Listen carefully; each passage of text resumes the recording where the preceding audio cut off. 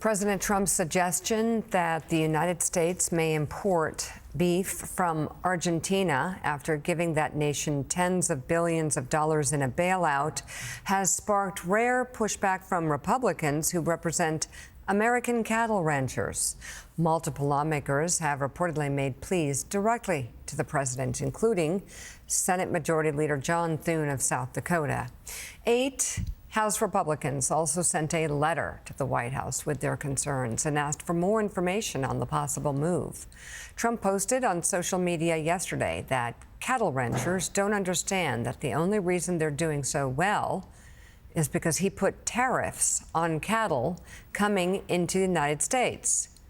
In a second post, Trump claimed tariffs saved American cattle ranchers. We have 2 reporters covering all angles of this story. MSNBC correspondent Rosa Flores in Lincoln County, Nebraska, and MSNBC national correspondent David Noriega in Buenos Aires. And let's start with you, Rosa. You spent the day talking to Nebraska cattle ranchers.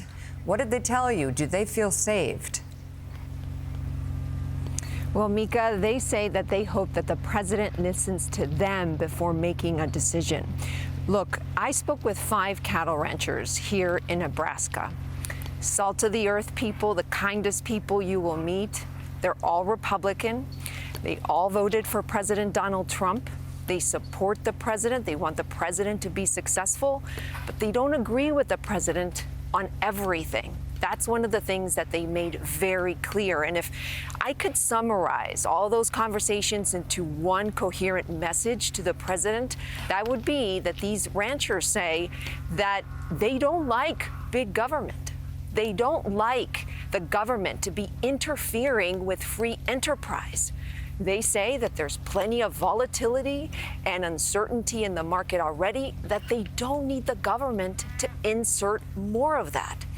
Now, I know that my editors cut down the interview that I'm about to share with you, but for the record, I did not want to put words in President Trump's mouth. So what I did was I showed these ranchers in full President Donald Trump's comments from Air Force One about the possibility of importing beef into the United States to bring down the cost of beef in the U.S. And I also read them in full the posts by the president on social media.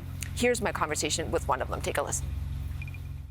We buy some beef, I'm not talking about that much, from Argentina, that would help Argentina, which we consider a very good country, a very good ally. What do you think? Well, I don't think it's a good idea. I think probably what you've heard a lot today is we should just allow our markets to dictate the price of beef, and there's a lot of factors in that. I think most people out here would have the view that the government should just be pretty limited and not kind of meddle in the free markets. I'm going to read the next one. If it weren't for me, they would be doing just as they've done for the past 20 years. Terrible! Exclamation point. It would be nice if they would understand that. I don't agree with that either. Last year was a pretty good year. That was under a different administration. That was just because the markets were allowed to work, supply and demand. This year is an even better year. Now, after talking to all these ranchers, I wrote an email to the White House asking for comment, and I have not heard back. However, on Tuesday, after multiple Republican lawmakers spoke out against what the president was suggesting, they expressed deep concerns. I did send another email to the White House with a long list of questions. He did not answer all of my questions, but they did say, Willie, that the White House is committed to addressing the concerns from cattle ranchers in the United States. MSNBC's Rosa Flores live from Nebraska with a little mooing in the background this morning. Rosa, thanks so much.